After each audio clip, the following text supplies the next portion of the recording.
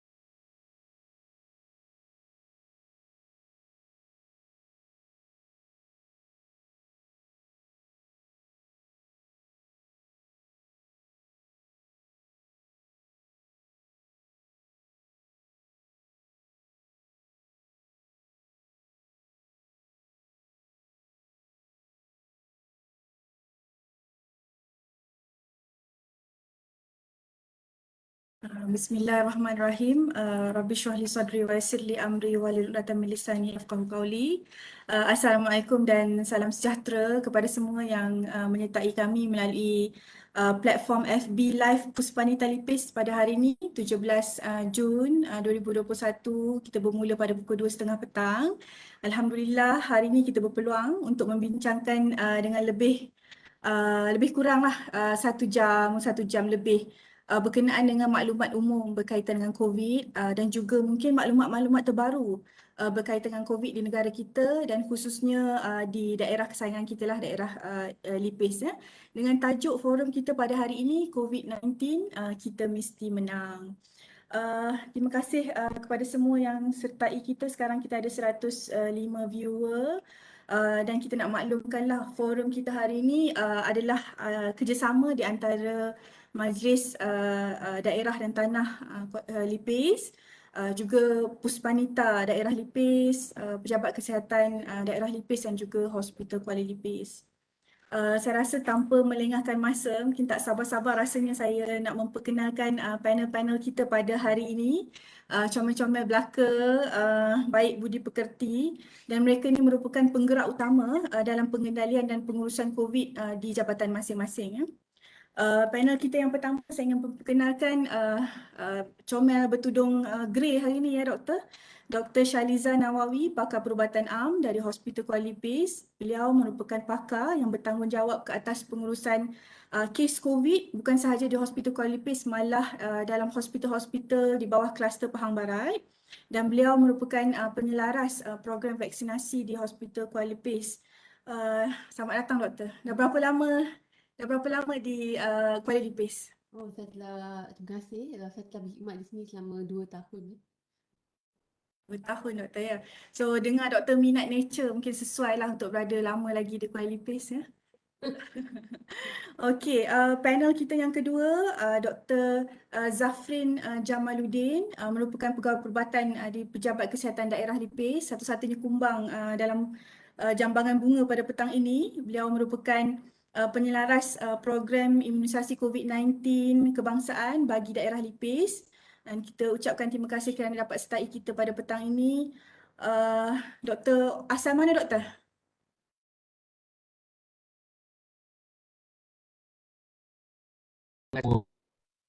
Dia asam.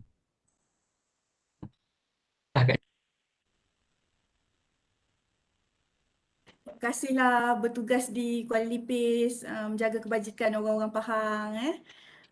Dan panel kita yang ketiga tak lain dan tak bukanlah bagi saya base Puspanita, warga-warga Puspanita pastilah pastilah telah mengenali beliau.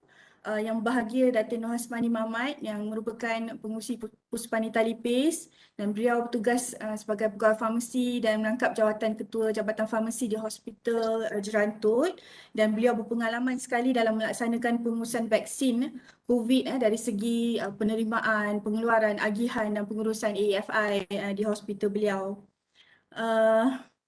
Sebelum saya teruskanlah ataupun sebelum saya mulakan kepada soalan yang pertama, saya mungkin nak share sedikit dengan tuan-tuan dan puan-puan. Saya tak pasti nampak ke tak di Facebook tuan-tuan dan puan-puan. Kalau saya tengok ni macam tak nampak lah ya. Saya cuma nak bacakan sedikit statistik lah bahawa berapakah jumlah kes-kes COVID di seluruh dunia lah ya. So untuk pengetahuan tuan-tuan dan perempuan, kalau kita nak tengok magnitude kes ni berlaku di seluruh dunia, kes keseluruhan adalah melebihi 177 juta. Kes baru setiap hari 371,000 lebih kurang. Jumlah kes aktif pada 15 hari bulan, 2 hari lepas 11 juta lebih. Dan setiap hari kematian lebih kurang 9,000 lebih.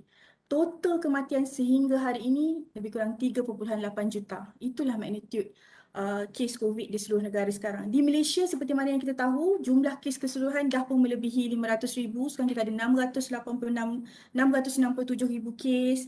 Setiap hari kita dapat around 5,000 kes dengan jumlah kes aktif seluruh negara lebih kurang 70,000.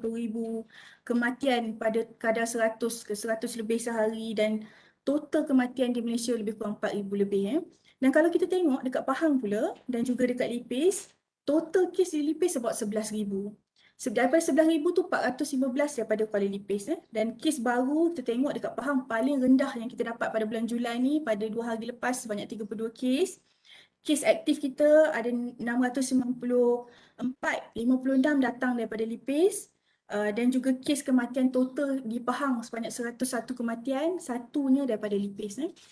Jadi kalau kita tengok berdasarkan data-data ni, mungkin Dr. Shaliza saya nak tanyalah, pada 30 Januari 2020 WHO mengisytiharkan bahawa nCoV waktu tu dipanggil nCoV atau nCoV lah sebagai satu international concern ataupun krisis antarabangsa, kebimbangan antarabangsa, dan later pada bulan Mac 11 Mac begitu WHO mengisytiharkan COVID-19 ni sebagai pandemik. So sebenarnya apa sebenarnya pandemik ni dan apa pula COVID-19? Silakan doktor. Terima kasih kepada Tuan Moderator hari ini, Saudari Azrin. So, pertama sekali saya nak mengucapkan terima kasih kepada Pos Wanita kerana jemput saya kepada forum hari ini. So, untuk menjawab soalan Saudari Azrin tadi, so apakah pandemik? Pandemik ni sejak bermulanya wabak COVID-19 ni kita selalu dengar perkataan pandemik. Istilah pandemik ni sebenarnya merujuk kepada wabak yang menyerang dalam skop yang besar dan tidak terhad kepada sesuatu negeri sahaja.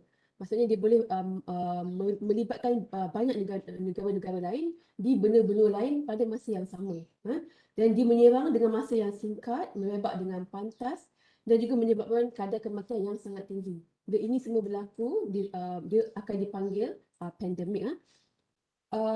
Pandemik ini sebenarnya tidak asing lagi di dunia kita. Kita telah mengalami beberapa pandemik sebelum ini. Yang paling glamour lah, yang paling dulu adalah pada tahun 1918 kita ada Spanish flu. Spanish flu melibatkan virus influenza A. Kemudian pada tahun 1957 ke 1958 kita ada Asian flu, also ada influenza A. Dan kemudian SARS kalau puan ingat pada tahun 2002 dan akhir sekali pada tahun 2009 kita ada swine flu. Kebanyakan ini semua adalah influenza flu pandemik. So kalau kita tengok pada tahun 1920 di mana ketika itu Spanish flu berlaku, pada masa itu tiada vaksin seperti sekarang.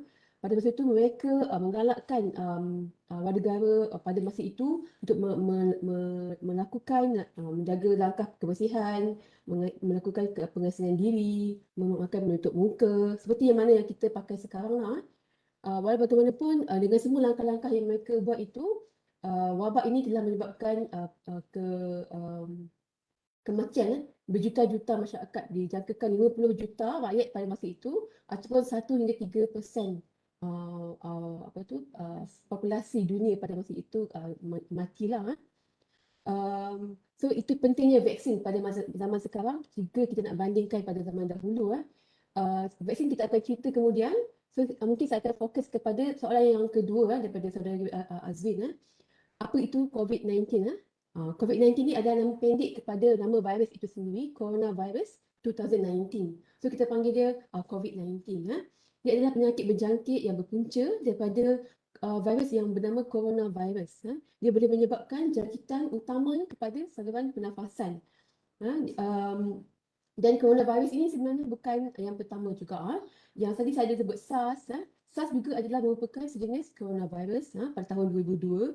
Dan kemudian kalau pernah dengar MERS-CoV yang melibatkan jemaah-jemaah haji pada tahun 2012, dia juga merupakan adalah coronavirus. Sejenis coronavirus yang sama. So COVID-19 ini juga adalah coronavirus. So bagaimana COVID-19 virus ini tersebar? So sebenarnya saya ceritakan sedikit tentang berkenaan dengan COVID-19 ni supaya kita semua faham apa itu COVID-19. Ada dua cara utama COVID-19 ini tersebar. Yang pertama dengan sedutan titisan pernafasan. Kalau kita dengar droplet, titisan pernafasan ni berlaku bila kita bercakap, kita berbatuk ataupun bersin. Setiap kali kita bercakap, batuk atau bersin, titisan ni akan keluar daripada mulut kita dan kita tak nampak kerana titisan ni adalah sangat kecil pada mata kasar. Dan titisan ini boleh bergerak sejauh sekurang-kurangnya 1 meter ataupun 3 kaki.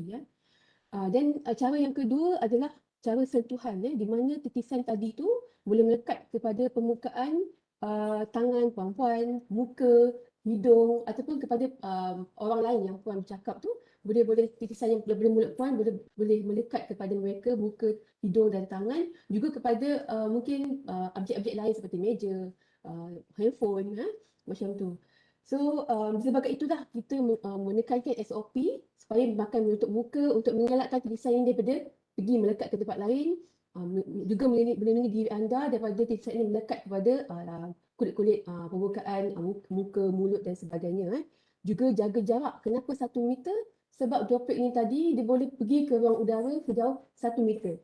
So that's why kita kena jaga jarak, pakai menutup muka dan juga mencuci tangan. Sebab tadi saya kata titisan ini boleh melekat di tangan-tangan kita. So ini semua adalah cara-cara kita untuk mengelakkan COVID ini tersebar. Dan selain daripada itu, droplet ini tadi, titisan ini tadi boleh jadi darah yang lebih kecil ataupun yang kita panggil sebagai airborne. Kalau korang dengar dekat berita semua, droplet airborne, mereka ni adalah lebih kurang sama, cuma airborne ni dia titisan dia lebih kecil dan dia boleh bagi lebih jauh dan boleh merebak dengan lebih cepat. Ada beberapa keadaan yang boleh menyebabkan droplet ni jadi airborne. Pertama, bila anda berada dalam tempat yang tertutup dan udara anda itu tidak bagus, ventilasi udara di bilik itu tidak bagus. Kita galakkan anda berada di ruang yang terbuka, ada mempunyai tingkap ataupun pintu yang boleh memberi ruang udara yang cukup. Yang kedua, apabila seseorang itu bernafas dengan cepat. Contoh, jika anda berlari, bersenam, anda menjerit ataupun anda bersenamlah, dia melibatkan titisan itu lebih jauh dan lebih banyak. Ini juga boleh menunjukkan keadaan kepada airborne. Dan akhir sekali, jika anda berada di sesuatu tempat itu lebih lama, 15 minit, anda tak tahu di sekeliling anda tu ada COVID-19 ke tidak ada COVID-19. So jika anda berada lama di sesuatu tempat, dia boleh meningkatkan lagi juga tahap kesebaran itu. So sebab itulah kita elakkan tempat yang crowded, dan juga jangan lama. Kalau nak pergi sesuatu tempat tu jangan lama sangat macam tu. So seterusnya mungkin kita akan teruskan kepada tanda-tanda pula. Apa itu tanda-tanda ataupun gejala-gejala COVID-19 ini. So mungkin dah tahu banyak kat dalam berita COVID-19 ni ada orang yang tak ada langsung gejala-gejala, tak ada simptom. Kita panggil lah gejala ataupun simptom, tiada simptom. Dan ada orang tu yang sangat serius jangkitan tu boleh menyebabkan dia bersukar bernafas dan sampai kadang-kadang boleh membawa maut. Ada orang datang dengan kematian di hospital dan bila kita test dia ada COVID-19. Sampai begitu sekali sampai daripada tak ada simptom sampai boleh bawa maut. Sangat big spectrum. So sebenarnya virus ini dia boleh menyerang saluran pernafasan macam saya cakap tadi. So tanda-tanda dia kebanyakan daripada macam batuk, sukar bernafas, lelah ke, sakit tekak, sesama, hilang jerai bau dan jerai rasa. Sebenarnya adalah di bawah kita punya saluran pernafasan. Demam. Tanda-tanda lain adalah seperti macam sakit kepala, sakit otot, rasa penat. Dia macam kita dapat sesama biasa juga. So kadang-kadang doktor tak boleh nak bezakan sama ada ni adalah sesama biasa, demam biasa yang kita ada biasa tu ataupun it's actually COVID-19. Kadang-kadang ada juga pesakit yang datang dengan muntah-muntah ataupun cerit-berit. So kita memerlukan banyak lagi aspek-aspek lain untuk mengatakan pasien ini adalah suspicious of COVID-19. And then selain daripada itu, ada orang juga tanya kenapa ada orang ni tak ada simptom, kenapa ada orang ini teruk sangat. Ada pesakit bertanya, dia bergantung kepada berapa banyak virus yang jika orang itu seseorang dijangkiti oleh COVID-19, jadi ada virus level dia. Kalau virus level itu tinggi, so kebanyakan mereka ni mempunyai lebih banyak simptom dan mempunyai gejala-gejala yang lebih teruk bila anda mempunyai virus yang tinggi, level yang tinggi. Yang kedua adalah bergantung kepada tahap kesihatan pesakit itu sebelum dia mendapat COVID-19. Biasanya ada faktor-faktor seperti pertama usia 50 tahun ke 60 tahun ke atas, itu yang pertama. Ada golongan-golongan yang berisiko tinggi. Yang kedua, mempunyai latar belakang penyakit kronik seperti diabetes, hypertension, penyakit buah pinggang, penyakit paru-paru ataupun seperti asma, jantung dan juga faktor obesiti. Yang ketiga, bila seseorang itu mempunyai sistem imun badan yang rendah seperti pesakit-pesakit kanser ataupun penyakit-penyakit yang memerlukan rawatan dan menyebabkan badan mereka imunnya rendah. Dan yang keempat adalah ibu hamil. Empat-empat golongan ini biasanya bila mereka mendapat virus, dijangkiti oleh virus, mereka mempunyai simptom-simptom yang serius berbanding dengan tidaklah. So para doktor telah mengkategorikan COVID-19 ini kepada 5 kategori secara amnya. 1, 2, 3, 4, 5. 1 dan 2 tu adalah yang ringan bagi kita. 3, 4, 5 tu adalah lebih serius. Bila kita cakap 3, 4, 5 tu maksudnya dia telah melibatkan radang paru-paru sama ada sikit ataupun teruk. Nanti mungkin saya sebelum saya habiskan saya punya jawapan ni, mungkin saya nak sentuh sikit tentang natural of COVID-19 ni. Maksudnya macam mana COVID-19 ni merebak bukan merebak menjangkiti pesakit. So dia agak rumit tapi saya cuba ringkaskan dengan soalan. So orang akan tanya kenapa 10 hari isolation? Kenapa 10 hari perlu pengasihan diri doktor? Bukan 12 hari ke bukan 14 hari. Dia bergantung kepada tempoh inkubasi. Apa itu tempoh inkubasi COVID-19 virus? So tempoh inkubasi ini adalah tempoh di mana seseorang itu dari saat dia dijangkiti virus hingga dia mengalami tanda-tanda jangkitan. Tak dengar? Okay, sorry. Daripada dijangkiti virus hingga mengalami gejala-gejala jangkitan. So dalam tempoh itu adalah tempoh kita panggil inkubasi. Biasanya dia mengambil masa boleh jadi 14 hari, 2 minggu. Tapi kebanyakannya adalah 5 sehingga 6 hari. So, dan jika anda dijangkiti, selepas 10 hari, sekurang-kurangnya 10 hari dan jika anda tiada lagi simptom atau tanda-tanda, anda akan dibenarkan keluar daripada hospital. Kerana selepas 10 hari, virus itu, tahap virus yang saya cakap tadi tu adalah sangat rendah dan pesakit itu tidak boleh lagi menjangkiti orang lain. So, itu dia datangnya magic number 10 ni. Kenapa 10 hari saya kena duduk dalam ward walaupun saya tak ada simptom. Sebenarnya awak tak ada simptom tapi tidak tahu pada masa itu awak diinkubasikan. Walaupun awak tak ada simptom, awak boleh menjangkiti orang lain. Sebab tu kita ambil masa 10 hari untuk inkubasi dan harap semua orang faham kenapa itu 10 hari dan tidak melanggar tempoh isolation. So saya rasa itu sahajalah untuk soalan tadi. Terima kasih. So, yang penting kat sini adalah saya tengok kefahaman kepada penyakit itu itself lah, kefahaman untuk memperkasakan diri kita supaya kita dapat menjaga diri sendiri dan keluarga. Tuan-tuan dan perempuan, platform kita FB Live, mungkin tuan-tuan dan perempuan jika berminat untuk bertanyakan soalan boleh ajukan di ruang komen. InsyaAllah kalau kita cukup masa kita akan ambil beberapa soalan dan cuba ajukan kepada panel kita lah. Jadi seterusnya lah, Dr. Zafrin, kalau tadi saya dengar Dr. Shaliza sebutkan berkenaan dengan pandemik-pandemik yang berlaku sebelum ni di abad ke-20, be it Spanish flu, SARS, Muscovy, HIV dan apa. Dan kalau kita tengok dia punya approach tu lebih kurang sama dengan apa yang kita laksanakan sekarang, sama ada pengasingan diri, elak daripada large gathering dan akhirnya apabila ada development of vaksin, kita gunakan vaksin. So, doktor boleh jelaskan tak amalan-amalan yang perlu kita laksanakan sekarang ni dan juga mungkin sedikit tentang program vaksinasi kebangsaan COVID-19 untuk makluman semua penonton kita pada petang ni? Okey, boleh dengar saya? Alright. Bismillahirrahmanirrahim. Pertama sekali yang dihormati moderator Puan Azrin, dua panel yang saya segani, Dr. Shaliza dan Datin Yasmani. Assalamualaikum warahmatullahi wabarakatuh. So, selepas apa yang diterangkan oleh Dr. Shaliza tadi, kita semua dah maklum bahawa setelah COVID-19 ni melanda seluruh dunia kita, kehidupan kita memang totally change. Kita berubah 180 darjah. Sebelum ni bukan macam ni.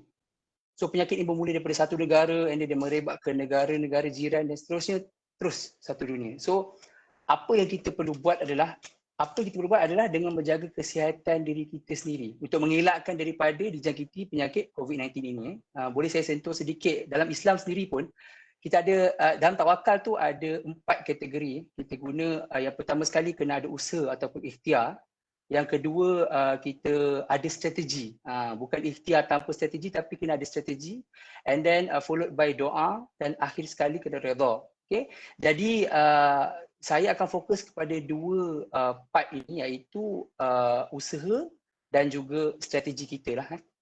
Sebab apa? Sebab konsep usaha ni adalah sesuatu yang kompleks. Ikhtiar ni, kita kena tengok sama ada ikhtiar kita tu berkesan ke ataupun tidak. Lepas tu kena berlandaskan bukti saintifik yang sahih. Bukan berdasarkan ura-ura ataupun logik pemikiran ataupun main membabi buta sahaja. Kita tak boleh dengar orang cakap and then kita ikut. Tidak. Usaha kita tu kena berpaksikan kepada bukti saintifik. Jadi apa yang kita perlu lakukan adalah senang sahaja. KKM telah merangkumkan menjadi satu konsep, iaitu amalkan CAPP. Okay? Jadi KKM telah memperkenalkan konsep ni. Konsep ni adalah konsep pendekatan pembudayaan norma baru supaya kita dan generasi muda juga tak canggung dengan norma baru ini, iaitu apa? Saya akan explain lebih detail. CAPP itu apa? Okay, kita mula dengan C. C itu cegah, dengan cara kita mendidik. Kita cegah untuk diri kita dan kita mendidik orang lain juga. Yang pertama, kena ingatkan. First kali kita kena pakai pelitup muka. Pada asalnya dulu pelitup muka sahaja. Lepas tu sekarang Tan Sri DG kita dah menggalakkan kena ada dua pelitup muka. Satu yang 3-ply, satu yang cloth. Dan yang terbaik sekali lagi, kalau boleh tambah pula face shield untuk meningkatkan kita punya protection tu. Okay? Dan kalau tengok orang lain tak pakai pelitup muka, kenalah tegur. Kenalah, bang, Wan, minta maaf, naikkan sikit tu, mask tu ke hidung. Biasa dia tutup sampai sini je. Dia buka kat sini kan. So kena tegur. Lepas tu jangan duduk rapat-rapat bila di tempat yang ada orang ramai. Especially kalau kedai mamak ke tempat makan-makan, tak boleh. Di pantry pun kena minimum numbers of people. Kalau mana yang bekerja di pejabat, sebagai contoh. Dan apa lagi yang cegah dengan mendidiknya, kena didik basuh tangan. Basuh tangan dengan menggunakan sabun ataupun air sekurang-kurangnya 20 saat. Bukan basuh tangan macam ni je. Dan juga kalau ada berada di luar, kena gunalah hand sanitizer. Pastikan itu sebagai amalan yang biasa supaya kita jadi benda tu norm. Sekarang ni pun dah jadi biasa dah. Kalau kita keluar kejap je rasa macam tangan dah kering lah, dah lama tak basuh tangan. So kita kena amalkan basuh tangan, ajar ahli keluarga yang paling berdekatan dan ajar rakan-rakan jugalah. Okay, dan seterusnya saya pergi ke A, tadi CAPP. C adalah cegah dengan cara mendidik, A adalah amalkan. So pastikan kita nak berubah komuniti ni susah sebab kita ni seorang. Jadi yang paling senang sekali adalah kita amalkan dalam family dulu. Pastikan family dengan kawan-kawan sekeliling kita amalkan norma baharu tu. Jangan malu untuk memastikan diorang amalkan norma baharu tu lah. Tegur siapa yang tak patuh, siapa yang lupa kena cakap. Sebab walaupun nanti kan kata macam alah bajet bagus pula nak tegur-tegur kan. Tapi tak apa, memang kena. Sebab kalau kita tak buat nanti dia jadi benda tu bukan normal lah. So kena tegur dan pastikan family dan rakan-rakan ikut amalan-amalan yang dah ditetapkan. Seterusnya kita pergi kepada P. P yang pertama adalah patuh. So semua tahu dah kena ada patuh SOP walaupun siapa pun kita daripada setinggi-tinggi pangkat kita sehingga ke orang biasa pun kita kena patuh kepada SOP. Sebab apa? Kita jangan rasa yang kita takut kita tak ikut SOP kena compound. Tak boleh. Kita kena ada rasa tanggungjawab. Kalau saya tak ikut SOP, apa tanggungjawab yang saya kena pikul? Kalau saya tak ikut SOP, kalau saya dapat virus tu, saya bawa ke family, saya bawa ke kawan-kawan. Jadi saya jadi orang yang tak bertanggungjawab. Saya jadi orang yang sepatutnya boleh dipersalahkan. So bila ada konsep empati, bila ada konsep rasa bertanggungjawab tu, tak payah takut pun dengan compound. Memang automatically kita akan rasa okay, we have to follow SOP. SOP kalau tak ikut kena bayar saman. Itu kita kena, itu adalah enforcement by law lah. Kita kena follow. Tapi saya nak tekankan kepada perempuan, patuh SOP tu jangan takutkan dengan compound, tapi kembalikan rasa tanggungjawab untuk kita jaga diri kita dan jaga orang sekeliling. Dan P yang terakhir sekali adalah pantau. Tapi terakhir tapi bukannya tak penting. Penting. Ingat, setiap kali kita nak keluar rumah, always remember that kita kena check diri kita dulu. Sebagai contoh saya, Dr. Shaliza, sebagai pegawai perubatan, Dr. Shaliza, Dr. Pakar, dia selalu merawat orang. Kadang-kadang kita pun terlupa, kita ni ada sakit lah, batuk sesama, tapi kita biar je. Itu adalah yang tidak bertanggungjawab lah. Jadi bukan kami sahaja, semua orang pun sebelum nak keluar rumah tanya, sihat ke tak ni? Batuk demam sesama ke tak ni? Janganlah buat-buat pula sebab tak nak kerja kan? Taklah, apa yang betul-betul punya lah. Kalau rasa betul demam sesama, jangan pergi kerja, dapatkan rawatan yang sepantasnya melalui nasihat doktor. Jangan pergi pula tanya Facebook, batuk demam sesama ni okey ke tidak? Pergi ke klinik kesihatan yang berdekatan, pergi ke hospital. Lepas tu kalau nak pergi masuk ke tempat-tempat awam, pergi kerja pun kena scan MySejahtera dan cek suhu. Mungkin anda nampak benda ni benda ringan, tapi benda tu sangat penting untuk kita trace balik. Sekiranya kalau ada kes, kita boleh cari balik siapa kontak rapat dan sebagainya. Jadi mungkin amalan ini tak nampak besar di mata anda, tapi di mata pihak kesihatan sangat-sangat penting untuk memastikan kita boleh stop penyakit COVID-19 ini.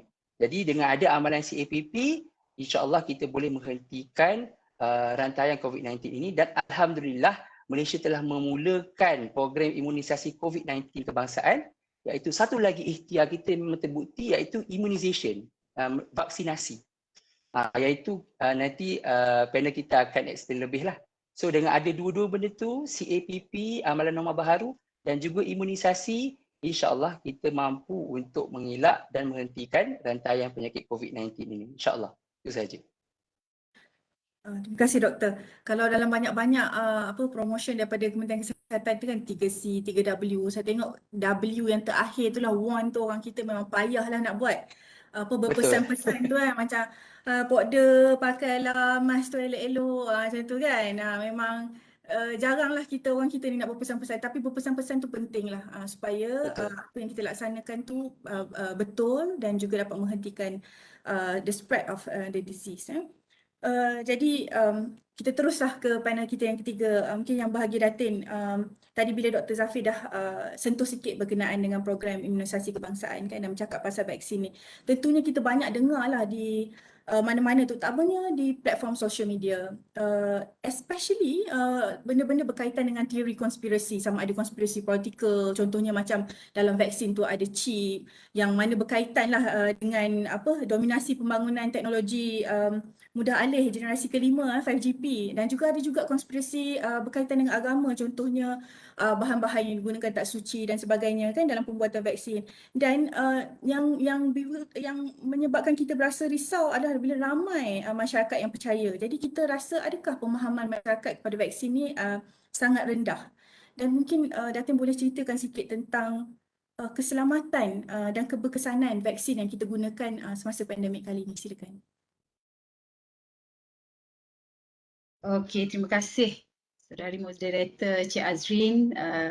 Assalamualaikum dan selamat petang kepada semua yang bersama-sama dalam forum pada petang ini, COVID-19. Kita mesti menang. Okay? Kita mesti menang. Di panjang lebar, Cik Azrin memberikan soalan pada saya, jadi saya rangkumkan isi-isi penting daripada soalan tadi adalah pertama berkaitan dengan cara mana vaksin ini masuk dalam badan kita. Adakah kita menerima chip? Maksudnya berjalan mana-mana dah ada orang boleh detect, dah orang tahu dah pergi sini macam robot pula rasa. Okey, yang kedua adalah berkaitan dengan halal ataupun dari segi kesucian vaksin itu. Yang ketiga adalah dari segi keselamatan dan keberkesanan. Jadi insya-Allah pada petang ini saya akan cuba dengan sedaya upaya saya untuk memberikan maklumat yang terbaik. Semoga setiap patah perkataan yang keluar daripada mulut saya ini memberikan manfaat pada semua yang mendengar. Okey, baik. Sebelum kita pergi, sebelum kita bincang dengan lebih jauh lagi berkaitan dengan tajuk yang diajukan pada saya, suka saya nak berkongsi dengan tuan-puan berkaitan dengan vaksin. Apa itu vaksin? Vaksin ini adalah bahan yang kita gunakan dan untuk mencegah dan mengawal sesuatu jangkitan. Dalam konteks kita bincang pada petang ini berkaitan dengan jangkitan COVID-19. Okey. Saya rasa isu berkaitan dengan masukkan chip dalam badan tu mungkin ada di antara kita yang berasa salah tafsiran berkaitan dengan istilah-istilah yang digunakan sewaktu pembacaan maklumat ataupun perkongsian informasi yang diberikan. Chip itu sebenarnya bukanlah chip, bukanlah ataupun sesuatu yang boleh macam robot ada chip tu kan. Ya, itu bukan. Dari segi cara bagaimana vaksin itu bertindak dalam badan, ada vaksin yang mempunyai setiap vaksin ataupun ada beberapa kumpulan vaksin mempunyai cara bertindak dalam badan yang berbeza. Yang pertama berkaitan dengan mRNA, vaksin yang bertindak berjenis mRNA. Maksudnya mRNA ni messenger RNA. Messenger RNA ini adalah dengan memasukkan kod dalam badan kita, tidak memerlukan vektor ataupun perantara yang lain. Teknologi ini adalah teknologi baru dan ianya bukanlah masukkan kod tu nampak macam sangat digital kan, macam sangat IT sangat kan, tapi sebenarnya kod itu adalah protein, protein yang kita ekstrak daripada virus dan kita masukkan daripada dalam badan melalui cucukan vaksin itu. Bila masuk dalam badan kita pun mempunyai mengenal pasti dan mengenal bahawa dia ada ingatan bahawa okey, dah masuk tu maksudnya sistem pertahanan badan perlu diaktifkan dan badan kita tidak mempunyai masalah untuk mengenal. Kalau sekiranya virus COVID-19 itu masuk dalam badan dan kita dapat bertindak mempertahankan badan dengan sebaiknya. Saya bagi contoh vaksin yang menggunakan teknologi ini adalah Pfizer. Pfizer ni nama syarikat. Nama vaksin itu Comirnaty. Sedap nama vaksin, Comirnaty. Pfizer Comirnaty menggunakan teknologi mRNA yang kalau orang kata masuk chip, sebenarnya tidak. mRNA maksud dia masukkan protein yang punya kod yang boleh dikenal pasti oleh badan kita mengaktifkan sistem pertahanan, jadi kita dapat mempertahankan badan kita daripada jangkitan COVID-19. Seterusnya melalui virus yang dilemahkan ataupun yang tidak diaktifkan. Biasa kita ada dengar orang kata tak nak ambil vaksin sebab cucuk virus COVID-19 nanti akan dapat jangkitan COVID-19. Okey, saya suka untuk berkongsi dengan tuan-puan yang bersama kita pada petang ini. Virus ataupun virus yang telah pun yang tak aktif ini ataupun dimatikan ini, kalau boleh kita kata ada kerangka saja, kerangka struktur virus itu yang memang tidak boleh menjangkiti kita. Supaya apa? Supaya badan kita kenal dan mempunyai ingatan, dari pertahanan badan kita ni mempunyai ingatan bahawa bentuknya begini, itu adalah musuh. Jadi kita kena lawan supaya kita tak tewas. Contoh vaksin yang mempunyai teknologi ini adalah Coronavax ataupun Sinovac. Sinovac itu nama syarikat dan vaksin itu nama Coronavax. Selain itu ada beberapa vaksin. Jadi saya cuma mengaitkan dengan vaksin yang sedia ada di negara kita. Mungkin ada di negara luar mempunyai vaksin yang lain, tapi kita menjurus kepada vaksin yang ada dengan kita sekarang. Alright? Okey, selain daripada cara melemahkan virus, ada juga cara-cara yang lain. Kalau saya nak terangkan takut teknikal sangat, tak faham kan. Jadi maksudnya bila cucuk itu bukan cucuk chip, bukan cucuk bahan yang boleh mengesan anda ke mana-mana, tidak. Itu adalah ekstrak-ekstrak daripada protein dan bahan yang tidak memudaratkan. Okey?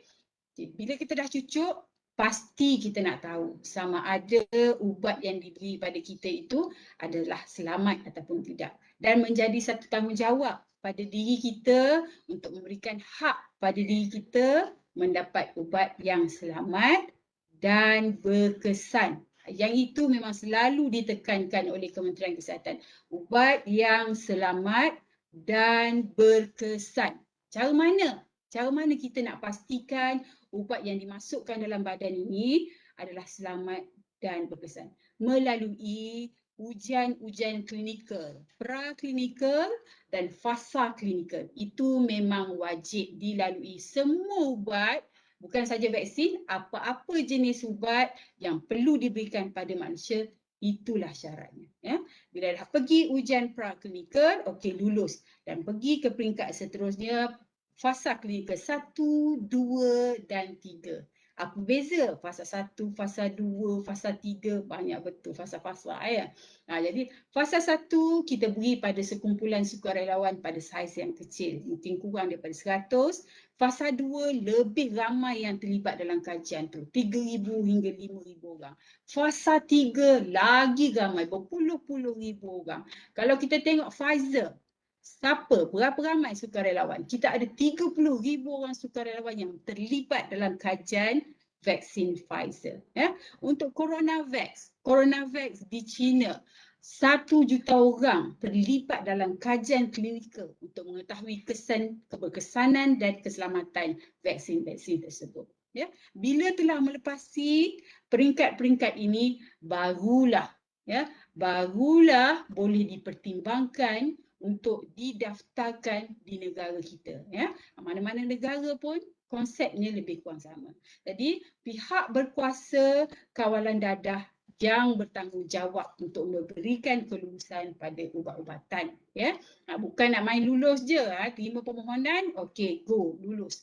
Tidak, perlu melalui penilaian oleh satu jawatan kuasa yang memang pakar dalam bidang ini. Siapa yang pakar? Doktor-doktor yang pakar, pakar-pakar perunding, setiap disiplin daripada setiap disiplin akan meneliti segala jenis keputusan daripada ujian klinikal ini dan seterusnya mengesyorkan sama ada permohonan itu diluluskan ataupun ditolak. Okay? Jadi kalau kita tengok di Malaysia, sehingga hari ini kita ada 5 jenis vaksin yang diluluskan untuk digunakan di Malaysia. Apa itu? Pfizer, kita ada Sinovac, kita ada AstraZeneca. Dan pada 15 Jun 2021, Tan Sri DJ, Ketua Pengarah Kesihatan telah pun mengumumkan 2 lagi jenis vaksin diberikan kelulusan secara bersyarat. Ya. Apa itu? Janssen vaksin dan juga vaksin CanSino Bio. Ya. Janssen dan CanSino Bio ni berbeza dengan vaksin yang kita guna pakai sekarang, dia ada 1 dos je, cucuk sekali, tak perlu 2 kali. Ya. Jadi kumpulan mana yang akan diberikan vaksin-vaksin ini, kita tunggu apa yang akan diumumkan oleh Kementerian Kesihatan nanti. Buat masa sekarang, kita tidak ada lagi arahan berkaitan dengan itu. Baru 2-3 hari lepas, tak ada lagi. Kita tidak ada lagi garis panduan kumpulan sasar mana yang akan menggunakan dos tunggal ini. Okey, itu berkaitan dengan keselamatan. Tiada sanksi lagi. Sebab apa? Kita telah pun memperolehi kelulusan setelah dinilai oleh orang-orang yang pakar dalam bidang. Macam contoh kita, macam contoh saya, nak hantar anak saya pergi kelas swimming, kelas berenang. Mestilah saya nak hantar dan mestilah pada cikgu-cikgu yang punya latar belakang CJ renangnya dia ada, maksudnya orang yang bertauliah. Jadi orang yang menilai berkaitan dengan keberkesanan vaksin ni, kita tak boleh sanksi dengan kepakaran dia. Itulah bidang dia. Jadi kita betul percaya pada orang yang mahir dalam bidang dia. Okay. Berkaitan dengan, saya dah sentuh keselamatan. Okay. Keberkesanan. Okay. Keberkesanan ini adalah salah satu aspek yang termasuk dalam kajian klinikal, keselamatan dan keberkesanan. Masa buat ujian klinikal, dia ada data-data keselamatan. Jadi kita nak tahu dos dia, kita nak tahu kesan sampingan dia, kita nak tahu kumpulan mana yang tidak boleh menggunakan vaksin itu. Jadi semua ujian keberkesanan itu dilaksanakan pada fasa-fasa klinikal yang saya bagi tahu tadi. Alright. Jadi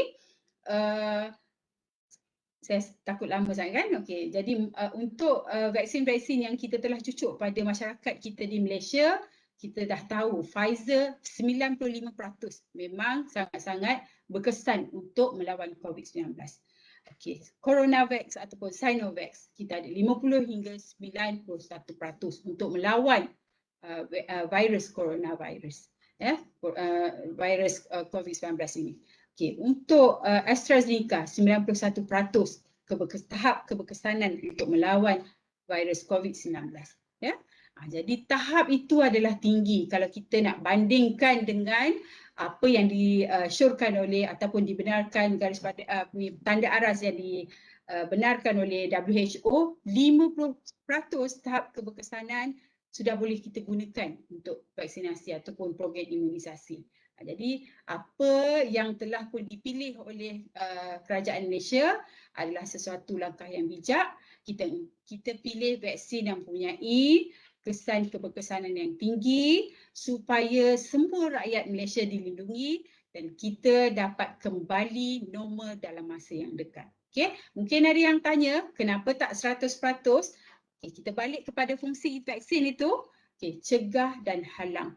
Mungkin ada virus yang dapat masuk dalam badan kita, tetapi badan kita telah dilengkapi dengan senjata. Senjata apa?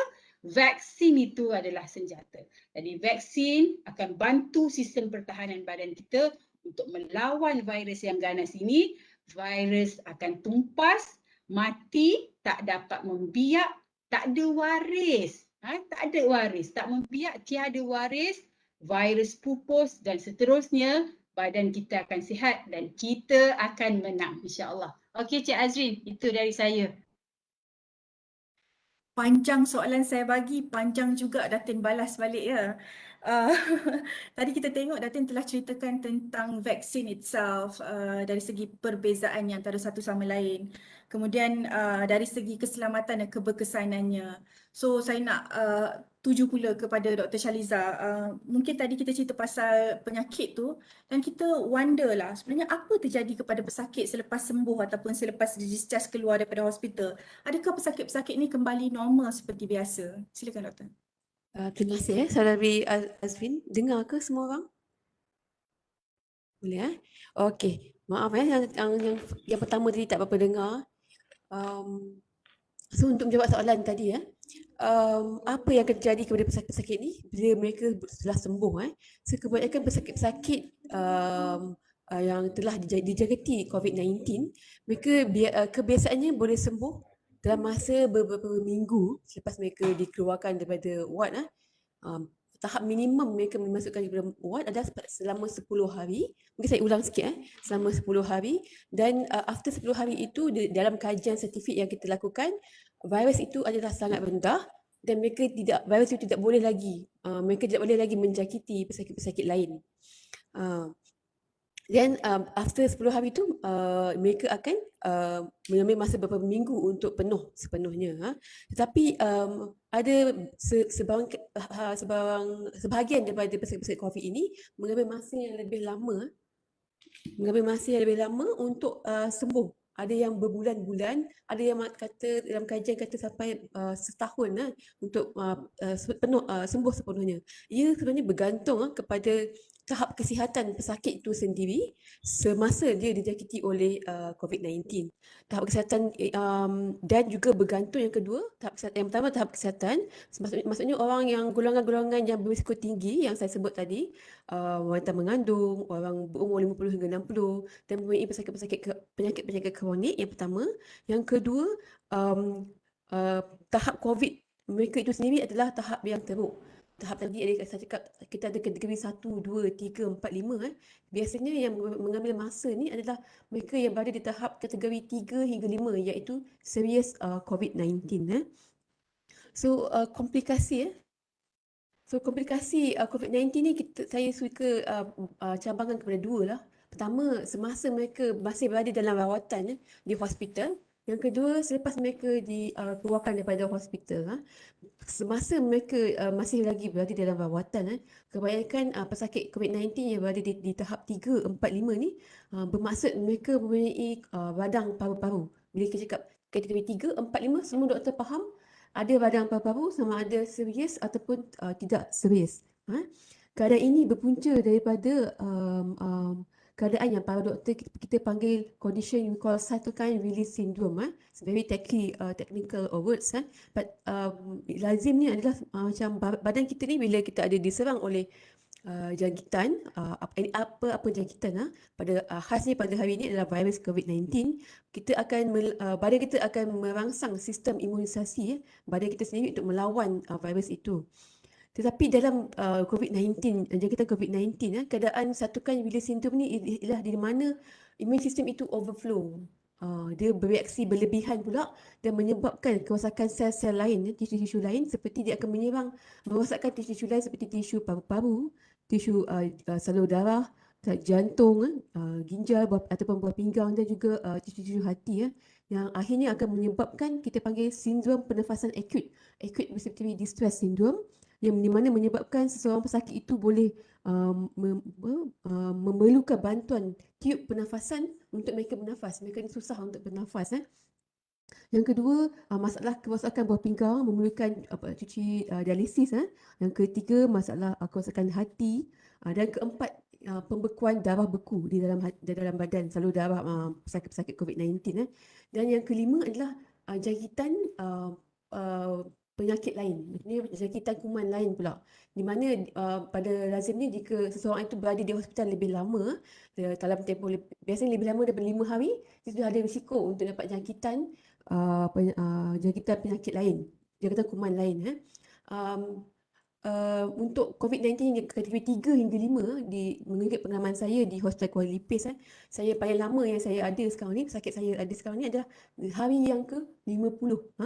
Bayangkan hampir 2 bulan pesakit ini berada di dalam ward. So macam-macam komplikasi dan juga jangkitan kuman yang pesakit ini dapat. So komplikasi itu komplikasi semasa. So komplikasi selepas mereka ni keluar pula daripada ward COVID-19, ward daripada rawatan di hospital, mereka kebanyakan mereka mempunyai kita panggil kronik, masalah paru-paru yang kronik.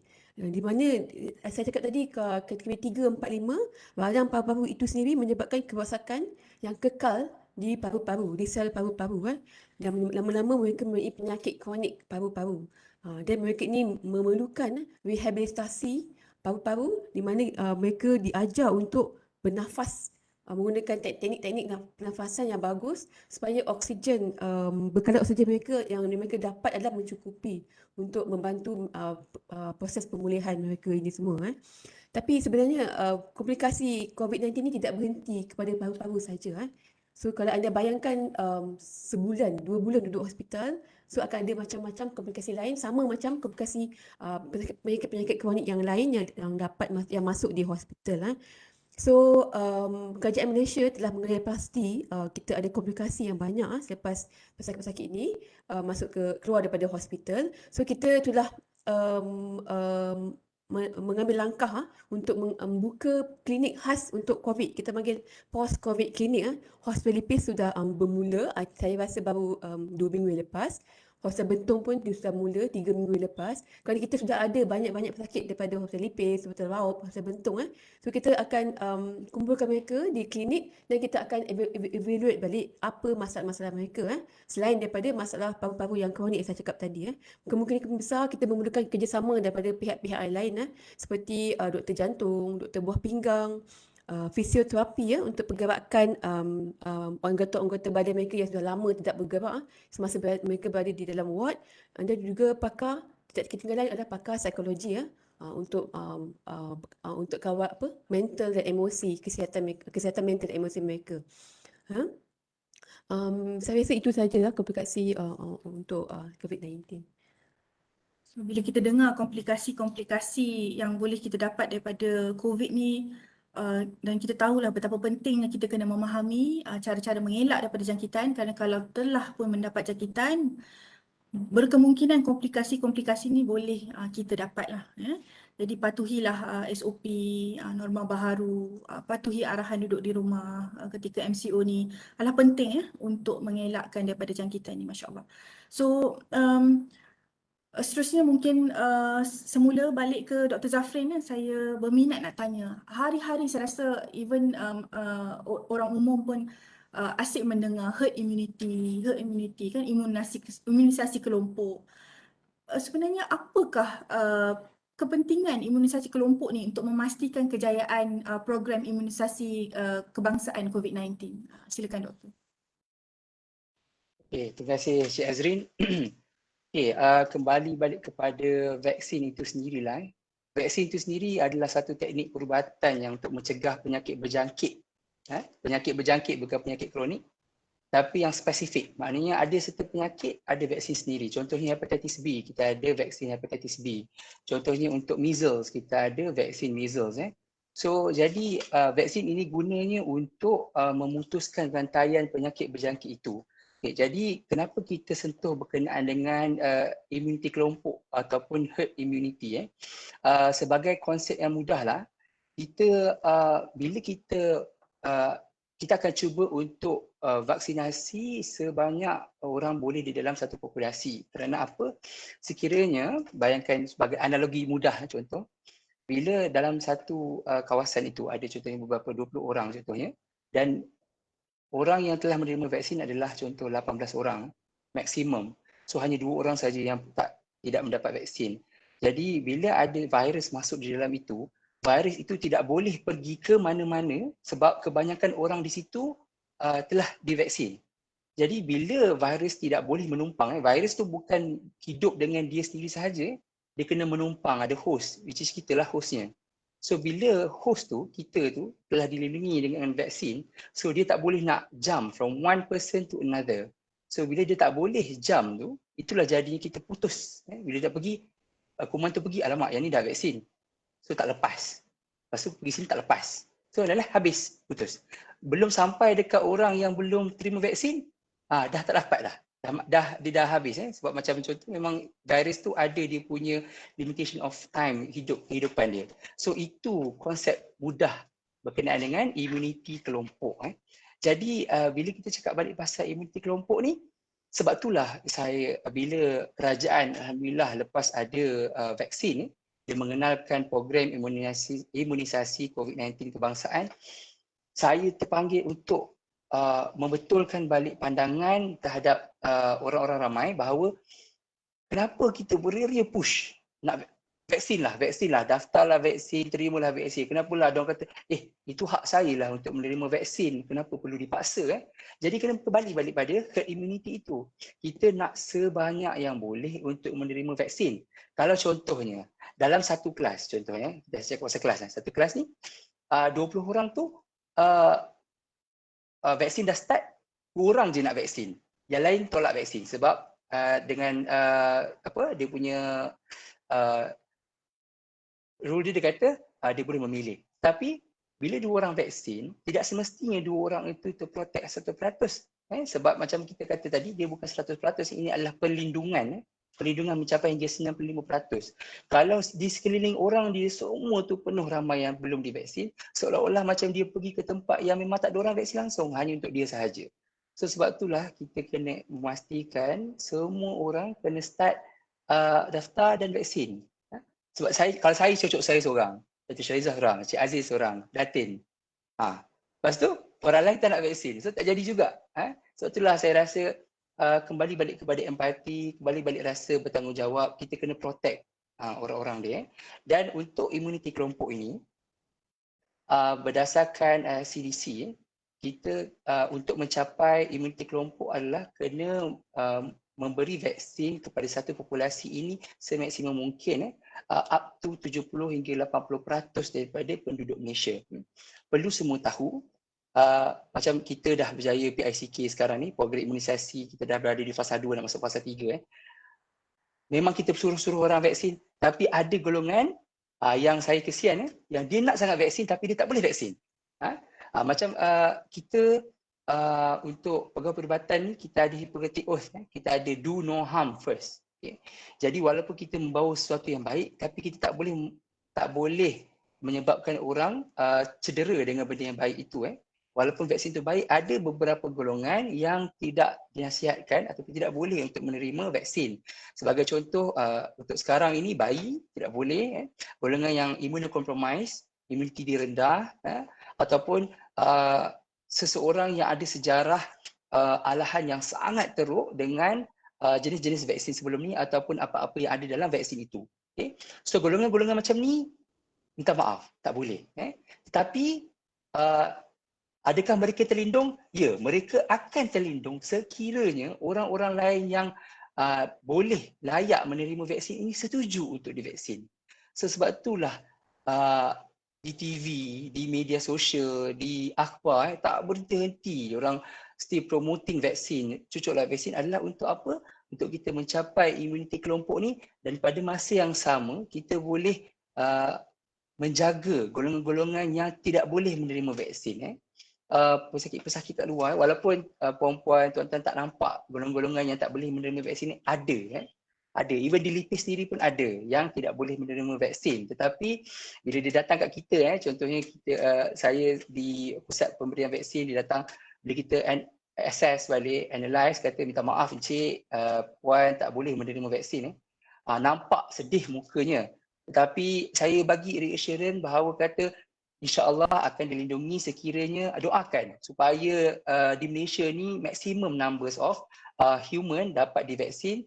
Dengan cara itu insya-Allah golongan-golongan yang tak boleh menerima vaksin ini akan terlindunglah. Itu adalah maksud imuniti kelompok.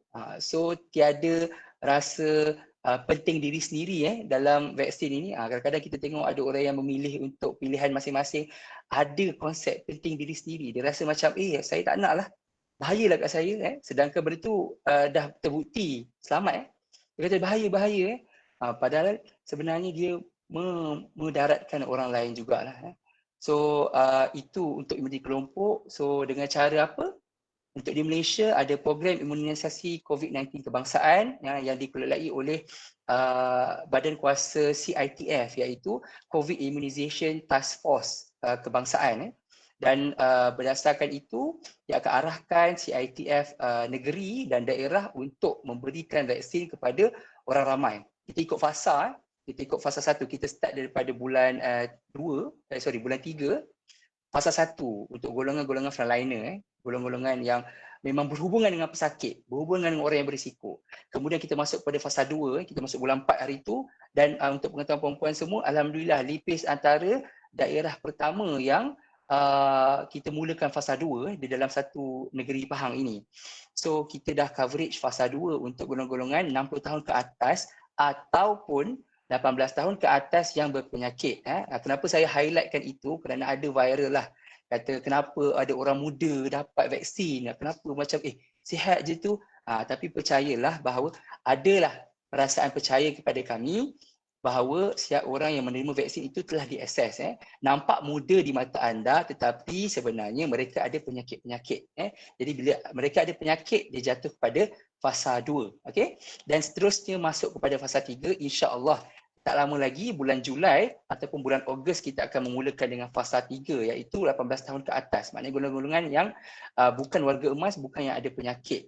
Jadi, dan sekarang pun kita dah start masuk, especially di orang asli. Bila kita pergi sebagai outreach, kita start terus fasa 2 dan fasa 3 supaya untuk promote dan kita bagi vaksin terus.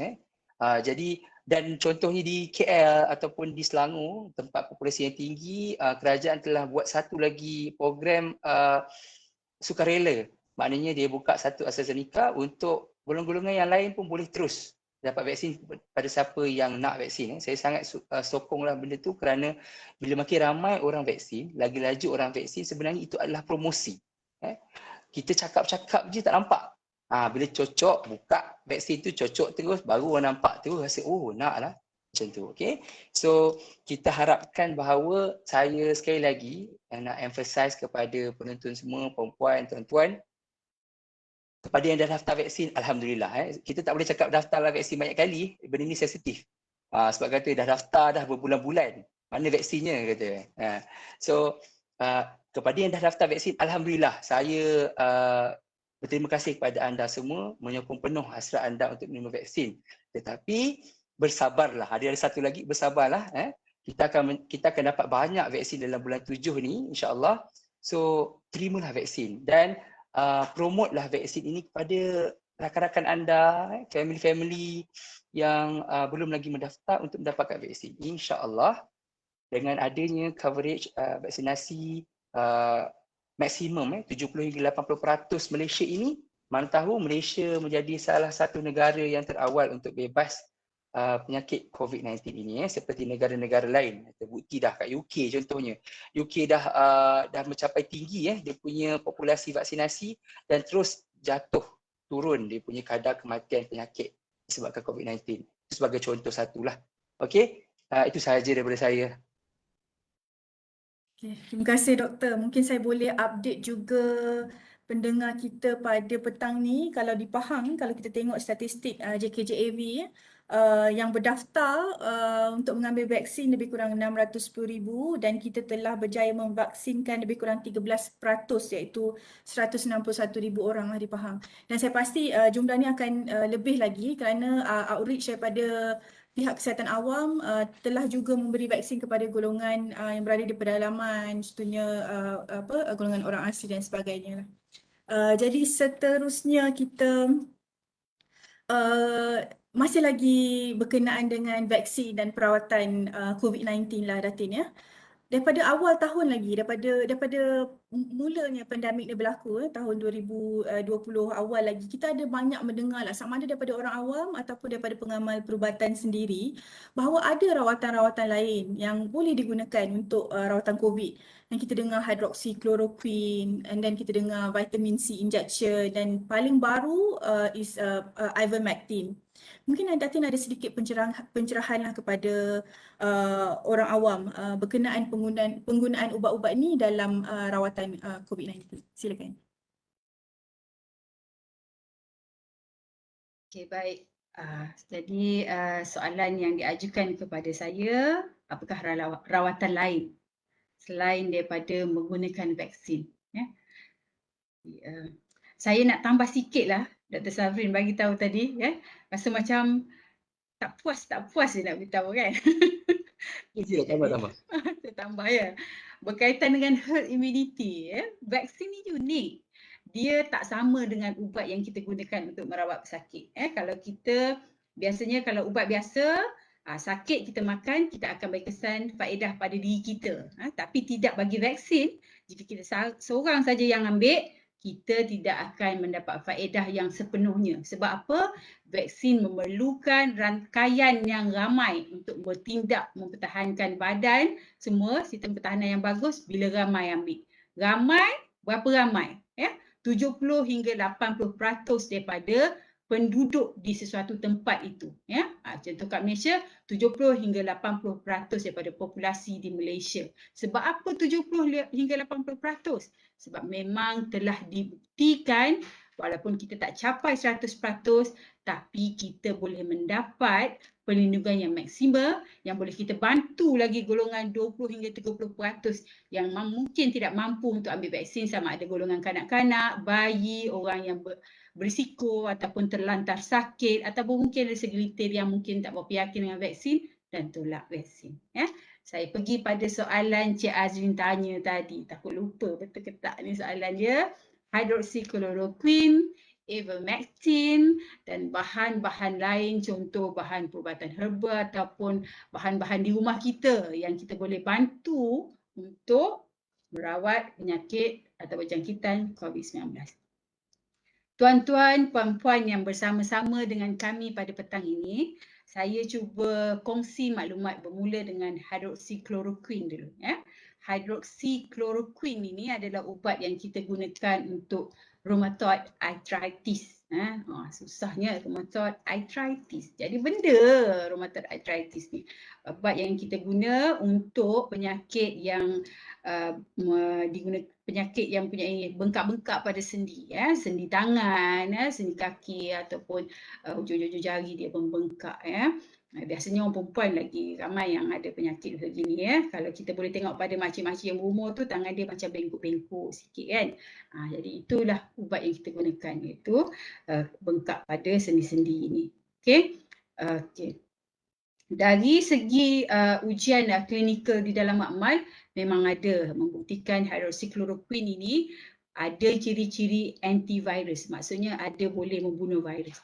Tapi tidak dibuktikan di dalam manusia. Dia ada kajian yang laporan kajian yang dikeluarkan oleh Jurnal Perubatan Lancet. Dia katakan ada beberapa kajian yang nak membuktikan sama ada hidroksikloroquine ini dapat mengurangkan kematian ataupun tidak. Jadi bila dibuat kajian sebenarnya tidak pun memberikan apa-apa kesan mengurangkan kadar kematian. Jadi kalau kita tengok pada tahun 2020 pengamal perubatan di kebanyakan negara gairah menggunakan hidroksikloroquine dalam membantu merawat pesakit COVID-19. Sebab pada waktu itu kita tidak ada ikhtiar yang lain. Vaksin tak ada lagi masa tu. Jadi semua cuba dengan sebaik mungkin untuk memastikan pesakit-pesakit yang dijangkiti COVID-19 ini dapat diberikan rawatan yang terbaik. Dan hidroksikloroquine adalah antara yang digunakan pada waktu itu. Jadi memang tiada untuk mengurangkan kadar kematian pada yang telah dijangkiti. Ada juga kajian dibuat untuk sama ada nak tahu hidroksikloroquine ni boleh mencegah ke tidak daripada jangkitan COVID-19. Di England ada satu kajian ni buat pada satu kumpulan ni dia memang ada dah penyakit rheumatoid arthritis ni. Jadi dia memang dah ambil dah ubat hidroksikloroquine ni sekurang-kurangnya 6 bulan sebelum kajian itu, dan satu kumpulan ini memang ada penyakit rheumatoid arthritis tapi dia tidak menggunakan hidroksikloroquine sebagai rawatan dia. Satu grup ambil, satu kumpulan lagi tidak. Bila kajian dibuat, kajian ni ramai dalam 30,000 orang lebih yang terlibat dalam kajian ni. Okey. Bila dibuat kajian itu, didapati kadar jangkitan itu sama. Jadi tak ada beza. Ambil hidroksikloroquine pun kena COVID, tak ambil hidroksikloroquine pun sama kena COVID. Jadi secara klinikalnya memang dibuktikan hidroksikloroquine tidak boleh menghalang seseorang itu daripada jangkitan COVID-19. Okey, jelas ya harapnya. Okey, seterusnya saya pergi pada ivermectin. Ivermectin ini adalah ubat yang digunakan untuk rawatan anti-parasite. Anti-parasite. Okey, apa anti-parasite ni? Dia ada banyak. Dia ada amoeba, ada protozoa, dia ada cacing, helminth. Jadi nak mudah kata jangkitan cacing lah ya. Tapi di Malaysia kita tidak gunakan ivermectin ini pada manusia, rawatan pada manusia. Di negara-negara lain ada menggunakannya ya. Untuk ubat sapu pun ada, untuk ubat cacing, untuk indikasi river blindness pun ada. Okey, alright. Dalam konteks COVID-19 ada beberapa negara yang mengambil pendekatan menggunakan ivermectin dalam rawatan COVID-19 ya. Contohnya di India. Di India bagi pesakit kategori 2 dan 3 yang mana tidak perlu dimasukkan di ward, dia akan bagi ivermectin dan balik ke rumah ya. Itu antara yang diberikan. Tetapi sampai satu ketika jadi pengamal-pengamal perubatan di sana mendapati ivermectin ini tidak membantu sebenarnya ya dalam mengurangkan kadar jangkitan itu, dan malah ianya adalah melebih-lebih dalam rawatan ya. Kalau kita panggil over treatment ya. Sepatutnya tak bagi pun tak apa, tapi kita bagi. Dan kesan daripada itu bukan sahaja terlebih dalam rawatan, faktor kewangan juga ya, dan faktor dari segi pemantauan pesakit juga. Bila kita dah guna ivermectin, nak kena buat CT scan ya, sama ada kesan pada saraf ke apa semua ya. Jadi itu antaranya. Di Malaysia kita memang tidak menggunakan ivermectin ya. Bukan dalam rawatan COVID-19 saja, memang kita tidak menggunakan ivermectin pada manusia. Klinik haiwan memang ada sebab kita guna pada kucing, pada anjing untuk rawatan jangkitan cacing pada kumpulan-kumpulan haiwan ya. Tetapi kita ada dengar ya, baru-baru ni ada laporan polis ya berkaitan dengan menggesa kenapa Kementerian Kesihatan tidak menggunakan ivermectin ya. Even FDA pun tak memberikan kelulusan untuk menggunakan ivermectin. Walau bagaimanapun WHO memberikan kebenaran ataupun mengesyorkan jika mana-mana negara ingin menggunakan ivermectin ini dalam rawatan COVID-19, perlulah dengan pemantauan yang rapi daripada pakar-pakar perubatan yang bertauliah dan dalam bidang ini dan juga oleh pakar-pakar penyelidik yang memang dalam bidang ini. Ya, maksudnya kita nak tahu ni kena buat ujian klinikal sebab tak ada ujian klinikal pada manusia. Jadi kita nak mulakan ujian klinikal tetapi dengan pemantauan. Kementerian Kesihatan Malaysia, ya, Tan Sri DG kita telah pun memaklumkan, ya, mungkin ada antara perempuan ada buat carian maklumat di laman-laman sesawang mana-mana kan, mungkin ada tahu pada 31 Mei 2021 telah pun dilancarkan, telah pun dimaklumkan bahawa Malaysia akan terlibat dalam ujian klinikal. Seramai 500 orang sukarelawan akan melibatkan diri dalam ujian ini dan kriterianya adalah pesakit yang daripada kategori 2 dan 3 COVID-19, jangkitan COVID-19 dan berumur lebih daripada 50 tahun serta mempunyai penyakit-penyakit kronik. Okay. Sehingga 8 Jun 2021 kita ada 8 orang yang telah pun mendaftar untuk menyertai kajian klinikal ini dan jika kita dapat memenuhi kriteria iaitu 500 orang dengan kriteria yang saya bagi tahu tadi, insya-Allah kita harap dapat siap dalam September 2021 iaitu apa yang dimaklumkan oleh Kementerian Kesihatan, ya. Jadi kalau kita dapat sukarelawan sebegitu dan kita harap kajian ini dapat berjalan dengan lancar dan kita dapat keputusan selepas September 2021 sekiranya ivermectin memang terbukti dalam mencegah jangkitan COVID-19. Itu saya rasa itu adalah salah satu yang mungkin kita boleh gunakan untuk kajian seterusnya sebab sampel size sikit 500 kita tak boleh nak terus putuskan kata memang dia boleh kan, ada fasa-fasa seterusnya yang perlu kita gaji. Tapi untuk memuaskan hati mungkin ada yang kata kenapa tak guna ivermectin, kita tunggu, sabar dulu, tunggu lepas September 2021 kita tengok apa keputusan. Kalau betul memang berkesan, tak ada masalah, kita guna dan kita rasa satu kejayaan juga kalau memang betul sebab kita ada pilihan lain dalam rawatan. Setakat ini kita ada vaksin saja kan. Jadi kalau kita memang betul terbukti, alhamdulillah syukur ada pilihan lain dalam rawatan COVID-19. Okey, saya pergi ringkas ya.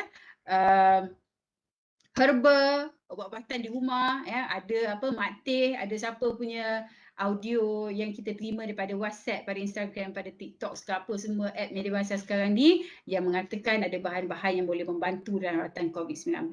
Berbalik kepada soalan satu saya tadi, apa-apa yang nak masuk dalam badan kita perlu melepasi ujian klinikal. Tak ada, tidak boleh. Aniaya badan kita, tak ada trial yang menyokong keberkesanan dan keselamatan, kenapa kita nak guna? Dan bila kita buat ujian klinikal, contohnya air kelapa. Bila buat ujian klinikal, rupanya bukan air kelapa. Sabut kelapa tu sebenarnya yang ada mempunyai kesan boleh menghalang jangkitan COVID-19. Nanti ramai pula yang kunyah sabut kelapa. Contoh saya tak ekstrim kan contoh ni ya. Okey, jadi saya harap semua faham dengan penjelasan saya bagi soalan kedua yang diajukan pada saya. Jadi saya serah kembali kepada Cik Azrin. Cik Azrin. Terima kasih Datin Asmani. Barangkali kata kunci yang saya dengar daripada Datin daripada tadi adalah selamat dan berkesan, kan? Itu adalah prinsip utama dalam membuat pilihan rawatan. Sama ada ubat-ubatan ataupun vaksin, prinsip selamat dan berkesan itulah yang diguna pakai oleh pengamal-pengamal perubatan untuk membuat pilihan kepada pesakit-pesakit COVID maupun pesakit-pesakit lain lah saya rasa. Ya. Dan sekiranya seperti Datin cakap, kalau lepas ni kita ada ujian klinikal untuk menggunakan air kelapa, cengkeh dan sebagainya dan terbukti selamat dan berkesan, mungkin Malaysia juga boleh menjadi pengeluar kepada ubat-ubatan ni lah untuk diguna pakai oleh ramai lagi pesakit-pesakit di luar negara. Mungkin begitu kan Datin? Ya, kita pun berbangga kalau memang dapat dibuktikan kan. Sebab kita pun banyak pokok kelapa belakang-belakang rumah kita. Okey. Seterusnya mungkin kita akan shift sikit perbincangan ni dari tadi kita tengok dari segi pesakit, dari segi penyakit, vaksin dan sebagainya. Saya nak tanyalah Dr. Shaliza, sikit lah, sebab kadang-kadang kita dengar keluhan pesakit COVID tu sendiri ataupun bekas pesakit COVID di mana mereka ni kadang-kadang ni dengan stigma masyarakat ataupun prejudis masyarakat terhadap mereka, sehingga kan ada ahli keluarga yang tak bertanya khabar ataupun tak membantu ketika mereka dalam tempoh kuarantin, ataupun tidak mengambil ada kes-kes yang tak nak ambil mereka pulang daripada hospital selepas discharge ataupun daripada PKRC. Disebabkan bagi saya satu ketakutan yang berlebihan lah. Dr. Syahriza mungkin ada sedikit input ataupun pengalaman berkenaan dengan isu-isu sebegini. Silakan. Terima kasih Cik Azwin.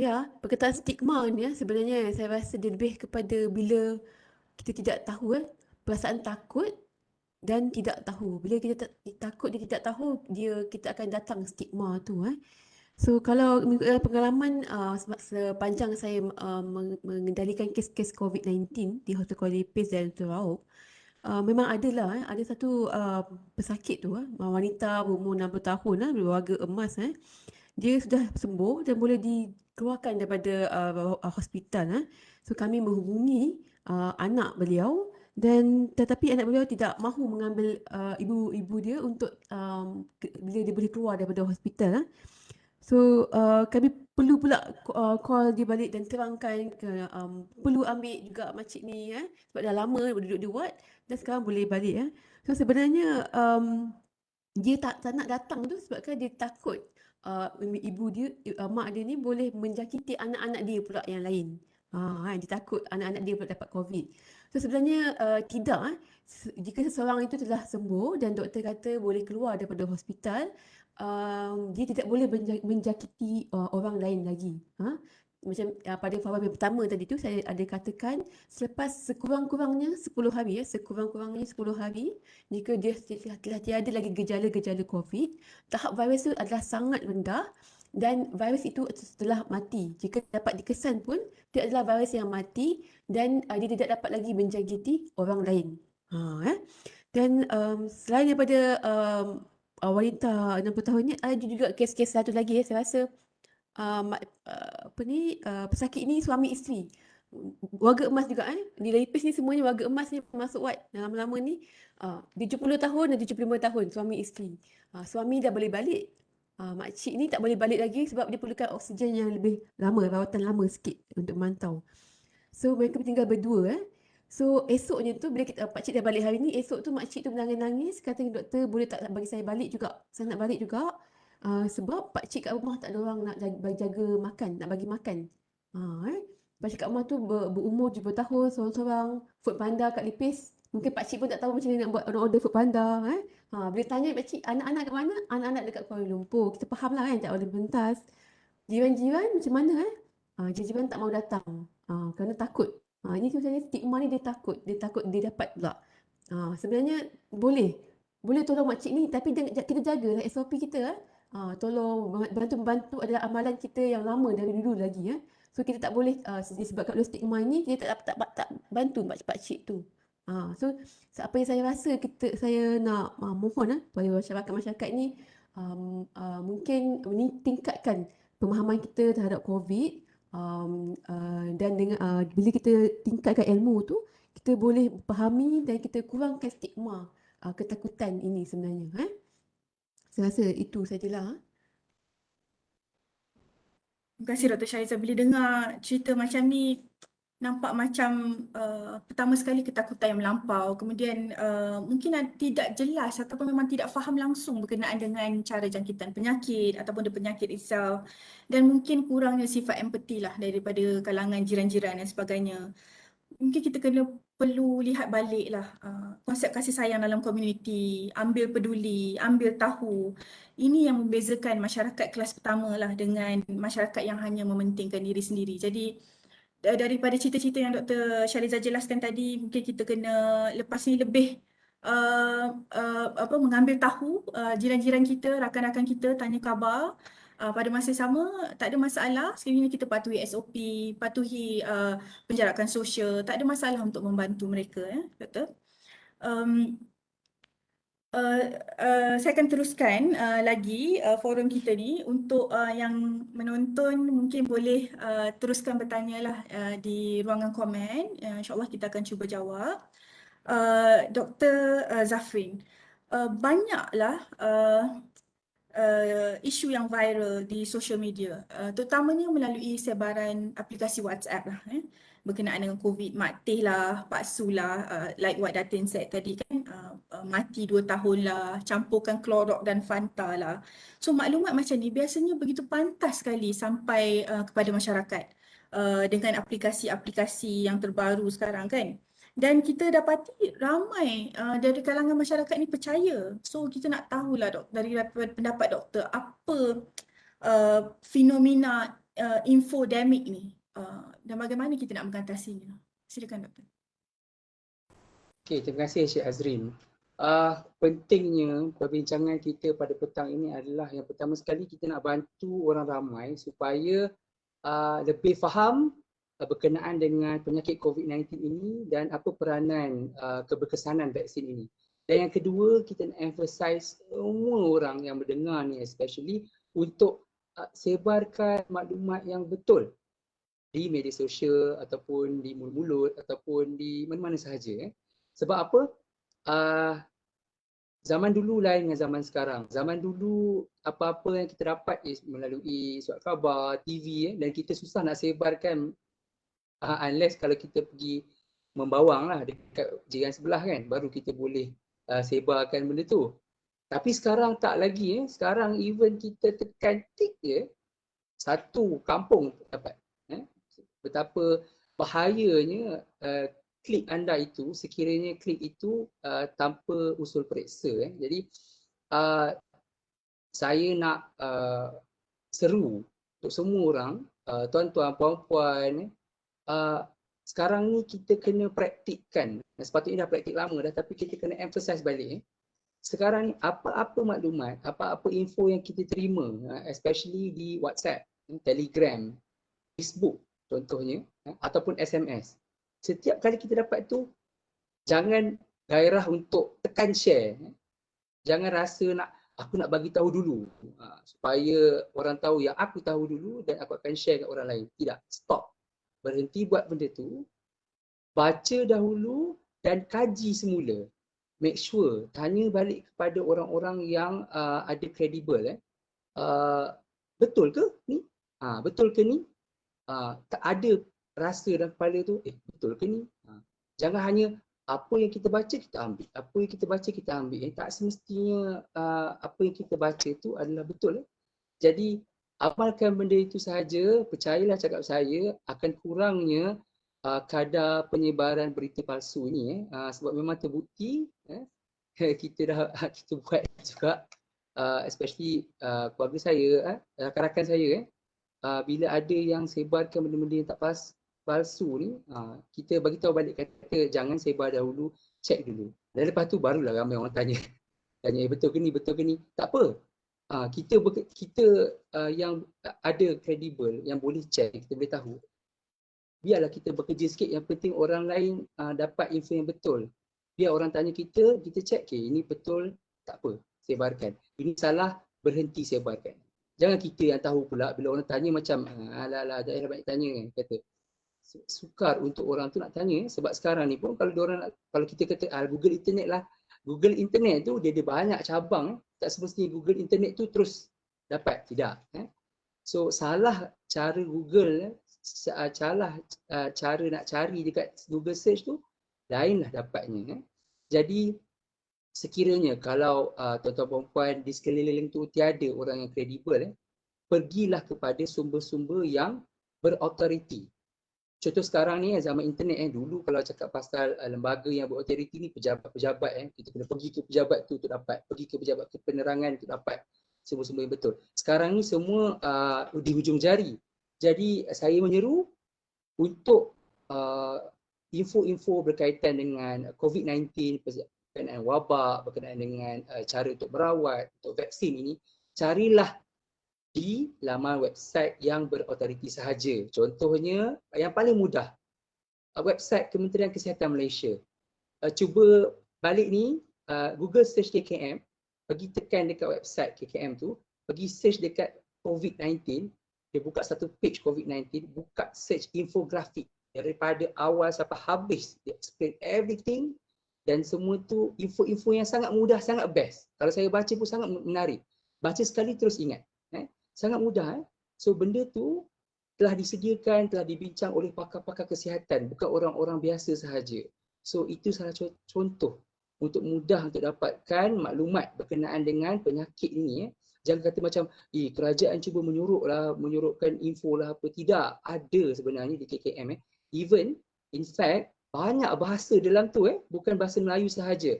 Kita ada infografik bahasa Melayu, kita ada bahasa Inggeris, kita ada bahasa India, tulisan Tamil ada, Mandarin pun ada. So, even orang asli pun ada dalam semai punya bahasa. So, semua ada. So, tiada masalah dalam mengatakan kat mana nak cari sumber. Kat mana nak cari sumber, betul ke tidak. Itu untuk kalau bahasa Melayu lah lebih mudah di Malaysia, Kementerian Kesihatan Malaysia. Kalau untuk tuan-tuan perempuan untuk pergi lebih skop yang lebih besar, untuk pergi skop global contohnya, boleh pergi ke website WHO, contohnya World Health Organization, ataupun pergi CDC, website CDC, Center of Disease for Disease Control and Prevention. So dalam dua-dua tu ada semua tata cara ataupun tata cara ada, undang-undang ada, maklumat terkini berkenaan dengan COVID dan vaksin pun ada. Semua ada, cuma dalam bahasa Inggeris. Jadi boleh rujuk di situ. Tak ada konsep kata tak ada sumber lah. Satu je sumber, grup WhatsApp kampung. Tu je yang saya percaya. Tidak. Banyak lagi di internet. Tapi dengan syarat kena search benda yang betul. Janganlah kalau search benda-benda yang salah. Contohnya benda-benda scan merawat. Clorox merawat COVID. Memanglah keluar benda-benda yang tak elok. So bila keluar macam tu, tengok balik dia punya Google URL dia, website. Kalau website tu tak apa-apa namanya tu, tak adalah kredibel dekat situ. Jadi itu kalau website untuk info-info saintifik. Berkenaan dengan hukum agama, benda ni sangat sensitif sekarang. Di netizen pun benda tu sentiasa bercakap berkenaan dengan hukum. Bagi saya, orang yang ada authority, orang yang ada ilmu pada sesuatu topik itu ataupun sesuatu bidang itu, serahlah kepada mereka untuk memberi keputusan dan kita ikut dan akur. Segala hukum-hukum yang telah ditetapkan adalah panduan daripada Ijtima' di Mufti. Boleh buka website Mufti Wilayah Persekutuan. Kita ada banyak PDF bentuk bacaan Bayan Linas. So dalam Bayan Linas tu dia ada macam-macam topik dan ada pasal COVID-19 dan vaksinasi. So kat situ ada hukum-hukum yang telah ditetapkan oleh mufti-mufti. Ni hukum oleh mufti, bukan orang-orang biasa. So saya menunjuk pada orang-orang lain, sedarlah diri. Kita kena akur pada apa yang kita punya credibility. Kalau saya tak tahu pasal benda tu, takkan saya nak memandai-mandai. Saya mesti tanya pada orang yang betul. Dan orang yang betul tu kenalah cari pandai sumber dia. Kalau website yang betul-betul. Kalau pada badan, jabatan yang betul-betul. Senang ceritalah. Kalau saya kereta rosak, saya nak pergi ke siapa? Takkan saya nak pergi tiba-tiba contohlah kat kedai makan kata, boleh tak tolong baiki saya punya kereta? Tak tahulah apa benda yang rosak. Lepas tu dia pula sedap pula bantai orang yang jual makanan tu. Tidak. So benda sama konsep. Kalau kereta pun kita tak nak memandai-mandai takut rosak tengah jalan, apatah lagi kesihatan kita. Kenapa pasal kesihatan pula kita nak tanya orang yang tak apa-apa, yang tiada kredibiliti? Kenapa tidak mempercayai pakar-pakar kesihatan? Contoh kat sini pakar Dr. Shaliza ada. So tanya orang yang berkredibiliti supaya info yang kita dapat tu betul. Sebab apa? Lagi-lagi kesihatan lah. Salah yang kita dapat, dia boleh membawa keburukan kepada kita punya kesihatan sendiri dan boleh membawa maut. So jangan ambil enteng benda ni. Tanyalah kepada orang yang kalau nak pergi kepada orang yang berkredibel, pergilah kepada orang yang memang ada hak lah daripada nak bincang dari sudut bidang itu. Kalau nak pergi ke website yang ada authority. Kalau nak pergi ke jabatan kerajaan yang ada authority. Janganlah senang-senang percaya, especially saya nak share tips tu. yang viral dekat website, dekat Twitter. Kalau nampak dekat WhatsApp group yang dia tulis kat situ forwarded many times, iaitu bacalah dulu, kaji dulu. Sebab yang biasa forwarded many times ni maknanya di share banyak kali tu memang tak ada pun, kadang-kadang orang check dulu tak ada. Terima kasih Doktor. Nampak intipati dia adalah pertama, orang yang pakar memberikan maklumat, dan juga kedua, rujukan itu sendiri mestilah rujukan daripada website ataupun mana-mana rujukan yang kredibel lah. So kalau kita tengok dari segi website ni, kalau pasal vaksin mungkin JKJAV, website KKM, dan paling utama saya rasa informasi yang paling terbaru adalah dalam website MKN, ya, MKN. So berbalik terus daripada apa yang Dr. Zafrin kabarkan sebentar tadi, saya nak tanya Datin berkenaan dengan, sebab banyak juga kita dapat maklumat berkenaan dengan side effect ataupun kesan sampingan yang menakutkan berkenaan dengan vaksin, yang menyebabkan kurangnya orang berminat untuk mengambil vaksin. So mungkin mungkin Datin boleh ceritakan sedikit apakah sebenarnya kesan-kesan sampingan yang boleh kita perolehi daripada vaksin. Silakan. Okey, baik. Terima kasih Azrin. Wah, semua orang sangat semangat. Dr. Zafrin tadi semangat. Kalau saya terlampau lama bagi signal takut terlampau seronok bercerita kan. Tak sedar masa tu terlampau lama. Okey, baik. Soalan yang diajukan kepada saya, kesan sampingan vaksin yang jarang tetapi mempunyai kesan yang sangat teruk mungkin orang takut Okey. Berkaitan dengan kesan sampingan, apa-apa pun ubat yang kita ambil sebenarnya ada kesan sampingan, ya. Tetapi majoriti, saya kata, kebanyakan daripadanya adalah kesan sampingan yang ringan, yang mana badan kita mampu untuk mengawal atau menangani kesan sampingan tersebut. Sebab apa saya kata ringan? Sebab ia boleh hilang dengan sendiri tanpa kita ambil ubat ataupun dengan rawatan yang ringkas dalam masa yang singkat. Mungkin dalam 24 jam dah hilang rasa sakit yang kita alami itu, atau mungkin dalam 48 jam dah habis. Jadi apa kesan sampingan ringan itu? Antaranya ialah sakit pada tempat cucuk atau lengur-lengur badan, sakit kepala, cirit-birit, mungkin demam. Kesan daripada seorang ke seorang yang lain berbeza. Mungkin saya demam, mungkin orang lain dia mengalami hanya sakit pada kawasan tempat cucuk itu sahaja. Jadi majoriti, boleh saya kata 99% dan lebih adalah mempunyai kesan sampingan yang ringan sahaja. Yang ringan saja.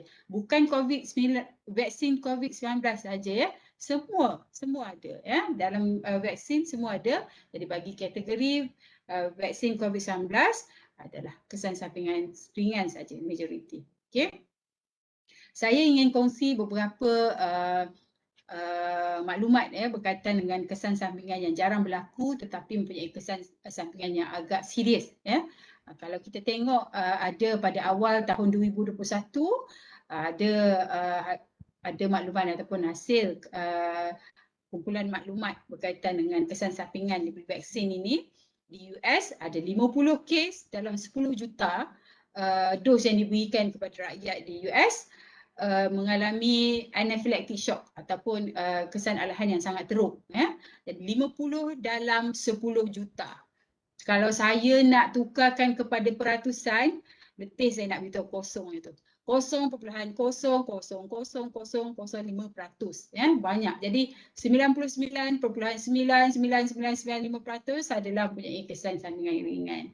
Okay. Di China untuk CoronaVax 0.2% daripada 1 juta mempunyai kesan sampingan ringan. AstraZeneca. AstraZeneca ni kalau saya tak cerita pun orang semua dah tahu dah rasanya Dan memang di social media hangat diperkatakan kesan sampingan AstraZeneca adalah pembukaan darah, sehingga ada beberapa negeri di Malaysia yang tidak, kalau boleh tak nak terima stok AstraZeneca. Jadi sehingga kan kita buka, siapa suka rela nak cucuk AstraZeneca boleh datang Tapi Itulah ya, kesan sampingan itu sangat kecil untuk pembekuan darah. 4 dalam 1 juta kes, 0.00004% saja. Memang sangat rendah. Kalau kita nak bandingkan kesan sampingan AstraZeneca ni dengan keadaan yang lain, contohnya pengambilan pil perancang 0.12%. Orang yang merokok di luar sana, kesan sampingan untuk pembekuan darah, kesan risiko pembekuan darah itu 0.18%. Tetapi jika tuan-puan tidak mengambil vaksin dan tuan-puan dijangkiti COVID-19, risiko untuk mendapat pembekuan darah itu dalam saluran darah adalah 16.5% ataupun 8 dalam 50 orang. Bila ada pembekuan darah, maksud kita akan berisiko ada masalah jantung, paru-paru pun tidak berfungsi yang baik dan kita mempunyai risiko mempunyai kadar kematian yang tinggi lah, kita risau yang itu. Okey? Jadi jangan jadikan kesan sampingan ubat-ubatan ini adalah salah satu faktor yang memberikan tuan-puan menjawab tidak untuk suntik vaksin. Ya, kesan sampingannya sangat-sangat rendah. Seluruh dunia 2.4 bilion penduduk dunia keseluruhannya dah suntik vaksin. Kenapa kita di Malaysia menolak untuk suntik vaksin? Ya, kita memerlukan sokongan semua untuk memastikan program vaksinasi negara kita ini berjaya. Kita dapat keluar daripada masalah COVID-19 ini dengan cepat, kembali pada norma baru dengan cepat dan semua orang dilindungi. Lindung diri, lindung semua. Terima kasih Datin. Jam pun saya rasa dah menunjukkan pukul 4.10 petang lah. Saya rasa tepat-tepat 1 jam setengah forum kita pada petang ni. Dan saya dapati banyak sekali information yang telah kita share lah daripada segi penyakit itu sendiri, pencegahannya, vaksin terutamanya panjang lebar dan juga isu-isu terkini lah yang kita bincangkan berkenaan dengan COVID ni. Mungkin saya boleh, sebab masa dah begitu panjang kan, mungkin saya boleh pick up satu soalan aku daripada ruangan komen. Saya tengok banyak soalan berkenaan dengan vaksin, sama ada side effect dan sebagainya. Tapi saya tertarik kepada satu soalan ni. Dia tanya bila dia nak dapat vaksin. Daftarnya dah lama tapi tak dapat lagi. In fact saya juga bila membaca ni saya relate dengan apa yang saya baca malam tadi lah. Saya ternampak memes ataupun yang disebarkan bahawa ramai orang memegang placards dan sebagainya, kata saya belum vaksin, 1 dos pun belum. Macam tu. Jadi kita nak tahulah dari bila sebenarnya warga negara Malaysia yang sihat, muda dan sebagainya ni akan menerima vaksin. Mungkin Datin boleh ceritakan sikit. Silakan. Okey, isu dah daftar, suruh daftar vaksin tak dapat-dapat ya. Jadi berbalik, saya ingin berbalik kepada apa yang diterangkan oleh Dr. Zafrin ya. Program vaksinasi imunisasi COVID kebangsaan ini adalah program berfasa. Kita ada fasa 1, fasa 2, fasa 3 ya.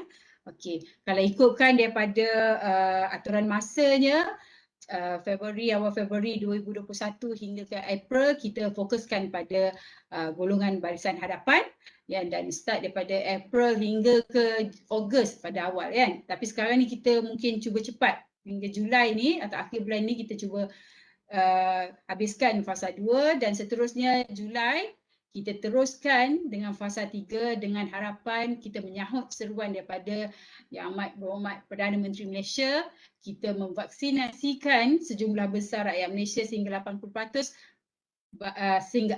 by end of this year, sebelum berakhirnya tahun ini, so kita dapat membina imuniti kelompok dan kita dapat berjaya melawan COVID-19. Jadi pada yang bertanya kenapa masih lagi belum dapat suntikan COVID vaksin, pertama saya nak ucapkan terima kasih sebab telah mendaftar menjalankan tanggungjawab sebagai warga negara yang sangat bijak ya. Terima kasih. Dan saya mohon kesabaran daripada tuan-puan yang bertanya. Kita tengok balik tuan-puan itu berada di fasa yang mana sebenarnya. Kalau adalah frontliner, sepatutnya telah pun disuntik ya. Kalau fasa 2 mungkin akan ada dalam tempoh sehingga berakhir bulan ini, insya-Allah ya, tuan-puan akan dipanggil untuk suntikan. Jika tuan-puan tidak mempunyai masalah kesihatan, bukan warga emas, berumur tetapi berumur 18 tahun ke atas, insya-Allah bulan Julai kita akan dapat stok yang banyak dan tuan-puan akan diberi suntikan vaksin, ya. Kalau saya nak kongsi beberapa maklumat, ya, Malaysia sebenarnya adalah salah satu negara yang terlibat ataupun adalah salah satu anggota dalam COVAX. COVAX ni adalah satu jawatan kuasa yang terlibat adalah WHO, ya, Gavi dan sebagainya, yang akan memantau, ya, bekalan vaksin dan pengagihan vaksin seantero dunia, ya, semua negara COVAX ni akan kawal. Jadi Malaysia telah mengambil langkah bijak menjadi ahli COVAX dan kita sebenarnya Kementerian Kesihatan Malaysia ataupun kita menganggarkan seluruh rakyat Malaysia tu sebenarnya tak ada masalah untuk mendapatkan dos vaksin, ya. Kita telah pun seorang macam lebih kurang kita kata kita tempah lah, ya, dalam 60 juta dos, ya, untuk menampung keperluan di Malaysia. Jadi kita harap program vaksinasi ini berjalan dengan lancar dan di peringkat Kementerian Kesihatan dan penghantaran ke negeri-negeri setiap minggu sebenarnya ada penghantaran dan kita menerima stok untuk diagihkan kepada semua pusat pemberian vaksin. Jadi saya harap menjawab soalan daripada tuan ataupun yang bertanya. Okey, terima kasih. Alhamdulillah, saya rasa jelaslah bahawa kita memang berfasa bahawa ini adalah approach kesihatan awam. Kita utamakan masyarakat yang lebih penting, lebih perlu sebelum kita dapat release kepada yang lain-lain lah. So saya rasa mungkin di sinilah kita akan berakhir forum kita ni. Sebelum saya tamatkan, ada sebarang quick anything quick yang nak disampaikan oleh panel-panel kita pada hari ini? Ada pesanan-pesanan? Mula dengan Dr. Shaliza ke mula dengan Dr. Zafrin? Nampak Dr. Zafrin dah ni? Boleh? Sila. Sila. Sikit je, saya dah panjang lebar dah, minta maaf. Okay, so point dia penting je. Saya menyeru pada semua yang menonton ini, pertama sekali daftarlah vaksin. Kepada siapa yang dah daftar vaksin, tahniah. Lepas tu pesanan yang kedua, sabarlah menunggu vaksin, insya-Allah. Sampai je vaksin kita terus cucuk. Macam yang Dato' cakap, sampai je kita terus suntik secepat yang mungkin. Dan yang ketiga, vaksin yang terbaik adalah apa-apa jenis vaksin yang anda dapat dahulu.